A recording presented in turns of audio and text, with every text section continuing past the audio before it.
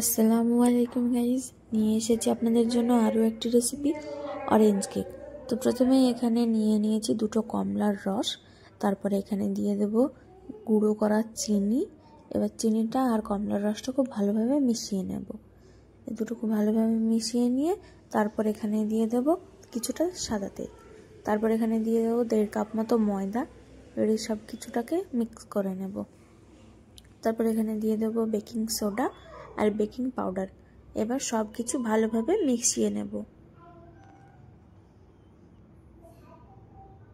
সব কিছু ভালোভাবে মেশানো হয়ে গেলে এর মধ্যে দিয়ে ড্রাই ফ্রুট।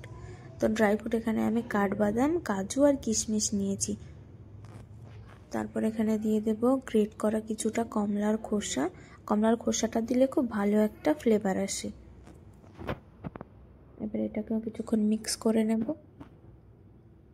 মিক্স করে নেওয়ার পরে এখানে দিয়ে দেব কিছুটা দুধটা দিয়ে ব্যাটারটা পাতলা করে নেব।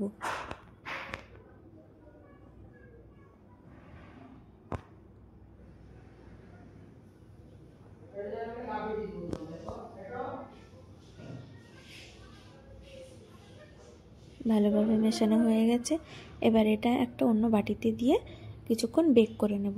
তো এখানে একটা বাটি নিয়েছি, যার মধ্যে আমি তেল ব্রাশ করে নিয়েছি আর দিয়ে দিয়েছি নিউজ পেপার। আপনারা এখানে নিউজ পেপার ইউজ করতে পারেন, বা আপনাদের কাছে যদি কোনো বেকিং পেপার থাকে সেটাও আপনারা ইউজ করতে পারেন। এবার এটা মাইক্রো ওভেনের মধ্যে 180-তে 40 থেকে 45 মিনিট মতো বেক করে নেব। তো এই যে আমাদের কেক রেডি।